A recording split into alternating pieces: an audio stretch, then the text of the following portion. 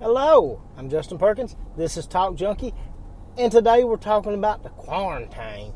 We're all kind of stuck in our homes, kind of trying to keep the spread of this COVID-19 from getting any worse than it is. And, this is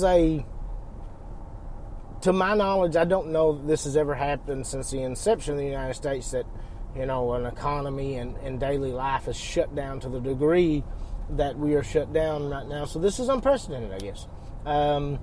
It unfortunately sets a precedent, but it's unprecedented. And it shows that, a couple different things. But let's not get into that. Let's talk about this. What are you doing when you're home and you're stuck in a quarantine? When I asked for the mailbag stuff the second time, I got a lot of stuff. So I want mail from this. I want to know what you're doing. Send me anything. If you have my phone number, message me. If you don't, you want to email me. It's authorjperk@gmail.com. You can go on the YouTube page. I think it's J Perkins. Yeah, it sounds about right. If you listen to it on YouTube, you know where it is. And leave a comment in this episode, whatever it is. However you can get a hold of me that you know to get a hold of me, like you did for the mailbag things. Send it in. Let me know what you're doing for quarantine. We'll do another mailbag because they're fun. But today I'm going to kind of talk about what I've done for quarantine. I didn't think I was going to be home much for quarantine, to be honest with you. This is a time of year that works kind of slow for us anyway in the construction industry. I do safety, welding, compliance inspection, things of that nature in a certain industry, and this is not our booming time of the year. But then this hit on top of that. I was supposed to do some traveling and do some work. Some work's kind of put on hold. I was told I was an essential, and I have worked on and off. Like this week, I've worked one day, and it's Thursday. I worked Monday, and that's it, and I'm not going to work the rest of this week. So I have ended up with quite a bit of time at home, which for the most part I do actually enjoy, as long as it doesn't put me in a hard financial spot. I mean, obviously, nobody wants to do that, and currently it's not, so, that's great. But in my time at home, I've done a couple things. We've had a lot of bonfires because it was really pleasant for the last 5, 6, 7 days. That's about to change, my understanding, but it's felt really good lately. So that's been fun. It's some bonfires, a lot of family time, a lot of trampoline time. We've done some puzzles. But as far as entertainment-wise, I've listened to a lot of music. I've watched a lot of movies. I've played some bass. I did a podcast just a couple days ago about listening to albums from beginning to end, and how that's kind of, I've got back into that groove. It's an odd thing. It's something we don't think about. We think, well, I've got Apple Music. I've got thousands of songs on my phone at my fingertips whenever I want them. Okay. But sometimes the experience of an album is much better. And I'll give you a good example of that. This is a very recent one to me. Rumors by Fleetwood Mac. There's obviously some hits on there, some great songs on there, a lot of great songs. There's some songs, though, that I never really listened to and probably wouldn't, and there's just something missing for those songs. When I sat down the other night and listened to that song in its completion from beginning to, or the album in its completion from beginning to end, it gave all those songs a different value. And the way they flowed and the way they connected made those songs much better and really enhanced the album. Now, yesterday, my wife and I had to leave the house, and luckily we didn't have to go in anywhere. We had to pick something up that they brought out to us, but, we were driving, and she's not much of a Slayer fan, but I am, and I just kind of put Slayer on shuffle. Some albums, Rain and Blood has a flow to it that's very, but for the most part, Slayer's one-off songs. Like, I don't, it's not that they don't flow, and I do like listening to the albums from beginning to end, but some of their albums don't require that, and a lot of bands are like that. A lot of bands just, sometimes they have albums that's got 3 or 4 great songs on it, and you just don't care for the other songs, and nothing could save that. So I've been listening to a lot of those lately, and I'm just going to go the last week or two. These may not be my favorite albums. Some of them may be my favorite albums. But these are the albums that when I listen to them in completion, beginning to end, that it really made a difference. And I'm just going to do 3 of them. Damn the Torpedoes, Tom Petty and the Heartbreakers. I love that album, beginning to end. It makes a huge difference listening to it. Dark Side of the Moon, Pink Floyd. I mean, it's a soundscape. Obviously, it's in some ways it's not as overly concept as, say The Wall, but they consider it. I've heard, if I'm not mistaken, I've heard people consider that the first concept album. But to me, that album is really, really good. Individually, those songs are really, really good. I threw it on, listened to it. Actually, ended up listening to it twice, all the way through, and it's it's a great song. Now, I've been playing a lot of bass here lately, and I'm a metal guy. I play metal, I listen to metal. Most of my bands have basically been metal or new metal, things of that nature. But I like different styles, and I'm trying to get better. I'm not a great bass player. I just enjoy doing it. I reached out to the Red Spotted Newt in Hazard, Kentucky. They ordered me a tab book, just the bass tab, a breakdown from a very good tab guy that does good work for the entire Dark Side of the Moon album. So I'm excited to get that. So if you need any type of book, any way, shape, or form, check out Red Spotted Newt, READ, Red Spotted Newt, Hazard, Kentucky. But I've sat down here lately and kind of just picked some songs that either were on my mind or just kind of I'm drawn to and want to get into. Now, there was a metal song. I picked My Friend of Misery from the Black Album. I learned the intro to that song years ago on bass. I like Newstead. He's a great bass player, but I've never really learned the whole song, so I'm kind of wanting to sit down and go through and learn the whole song with it. There's a song called Whipping Post by the Allman Brothers. I really want to learn that opening little... but I'm having such a problem with that rhythm and that little palm mute thing, or not even a palm mute, just muted thing. I don't know. I'm having a really hard time with that song. But, I heard the unfortunate news that Bill Withers died, so I've sat down, and it's a super simple bass riff, and it's fun to kind of just play along. But it helps me with my rhythm, because I don't have natural rhythm. That's Ain't No Sunshine. It's a good song. I've sat down and played through and really enjoyed. Breakdown by Tom Petty, another one that's real simple, just got a fun little groove to it. I like to sit down and play it. And Give Me Some Lovin', Blues Brothers, Give Me Some Lovin'. I've sat down and played that a lot lately, and that's been really fun. So that's kind of helped kill the blues of being shut in to the Rona. I think I've done what everybody else in America done. I watched Tiger King. What time this has been going on. I watched the first episode and I was like, it's definitely not the best that Netflix has ever put out there. It's hard to beat things like Making a Murderer, things of that nature. But I really like what Netflix does with their documentaries, or at least the ones that they choose. I don't know if they're completely involved with the making of these, but I really enjoyed it once I got into it. Carole Baskin killed her husband. I mean, I'm just going to tell you right now, if you've not seen it, no time now for a spoiler warning.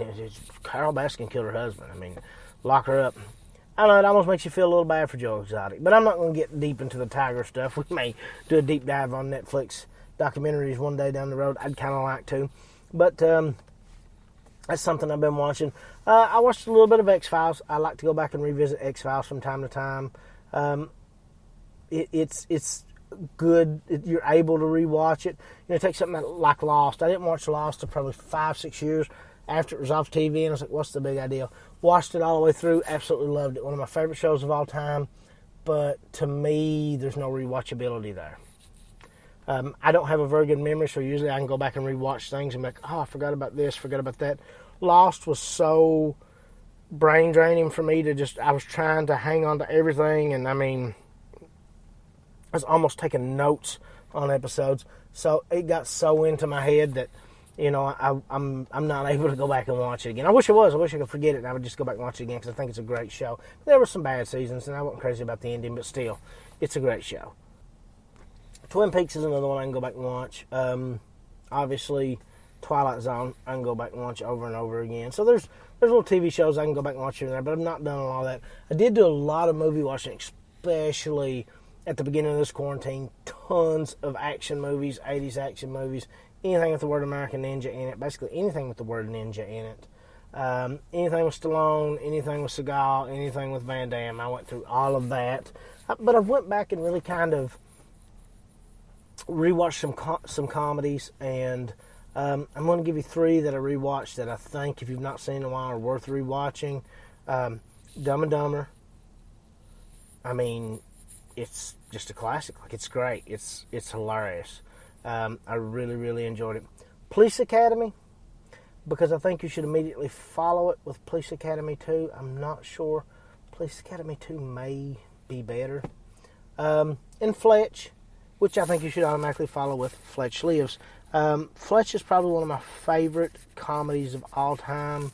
It and Fletch Lives. Like, there's times I would say I like Fletch better, but most of the time I probably like Fletch Lives better. But I think if you watch Fletch first, it kind of gives you a feel for the character, and it kind of sets the tone for the second movie. I really wish they would have been able to continue on, because it didn't get boring into the second movie. It was a good story still, and a good character and a good setup. But I love the Fletcher movies. I mean, there's a lot of other comedies. Comedies and action movies are my favorite genres.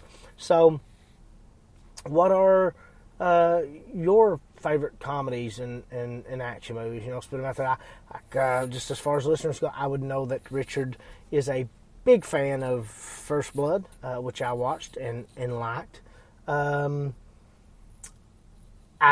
Mandy, I would assume one of her recommendations for comedy would be Wayne's World, which is a classic. So send those in. Send some stuff in, and we'll go back on a mailbag episode and do that. Your favorite action movies, your favorite comedies, whatever they may be, or just movies that you just have to see. Because I know a lot of people feel that way about Shawshank Redemption.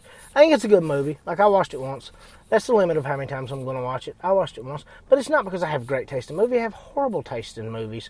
I love They Call Me Bruce, one of the most ridiculous comedies of all time. I love things like The Room. I love things like Samurai Cop. I love horrible movies. I love corny movies. I love Attack of the Killer Tomatoes. I love Hell Comes to Frogtown.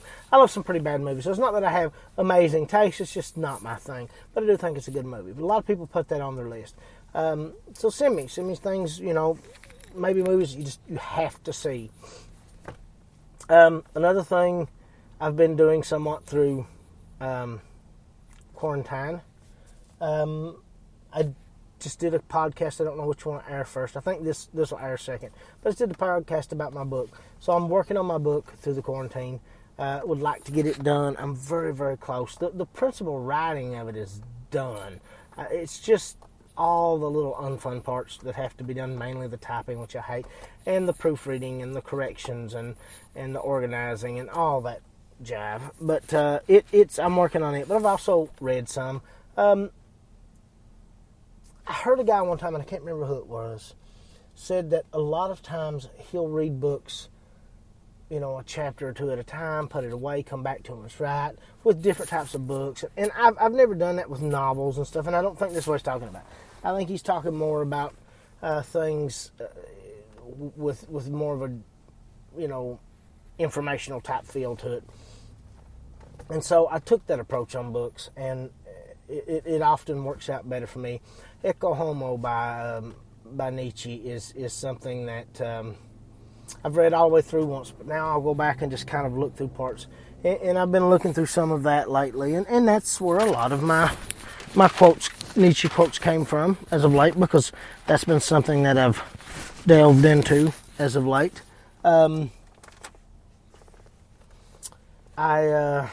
Poe is always kind of there. I'll go read a short story. I'll go, something of that nature.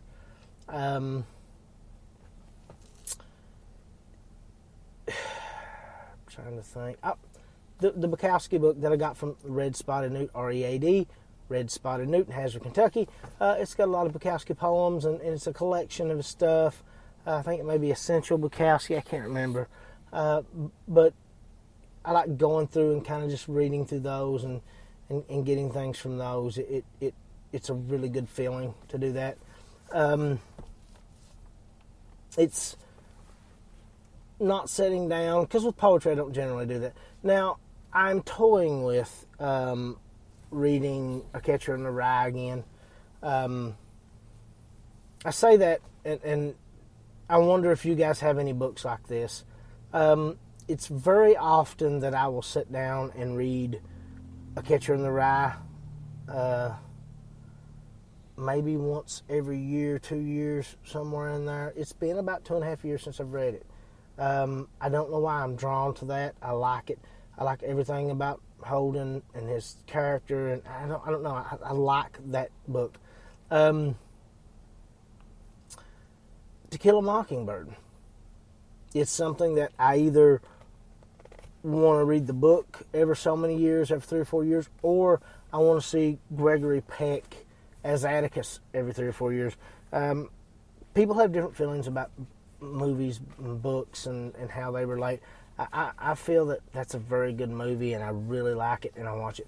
I'm not going to lie, Go Set a Watchman is not on that level to me, but sometimes too much time passes, and you can't recover the excitement that you would have had for something like that if it had come out, earlier. And that's not to knock the book. It's a great book. It's just, it doesn't give me that same. Our Town, oddly enough, I've always looked at Our Town from a play point of view. It's kind of like 12 Angry Men, the movie 12 Angry Men. When I first saw that, I always thought that would make the perfect play, and I'm just waiting for someone to offer me a spot in that play. I would love to do it. I just don't want to be the one responsible for it. I actually rewrote a version of the play as if it were based in Eastern Kentucky, and hated it and got rid of it. But I do like the original story. There was a movie made-for-TV version maybe where they changed the story up for it to be a more southern audience, but I didn't care for it much either. I like the original movie and really, really enjoy it. But when I see it, or I instantly think play, and for some reason I think that same way with Our Town. I'd mentioned some short stories and stuff with Poe. I have been kind of looking at the book that'll come after this book, oddly enough, and it's going to have some shorts, because I don't believe, unless something changes, that I'm putting my short stories into this book. I don't know. But one thing about reading is sometimes reading inspires me. And about a year ago, year and a half maybe, I physically read Animal Farm twice. Then I bought the audiobook, a very good copy of the audiobook. I like the narrator, and I can't remember it. But I'm often torn on audiobooks. Sometimes I really enjoy them, sometimes I don't. That audiobook was really good. Right when the quarantine stuff first started, I was actually still at work. I listened to the audiobook again.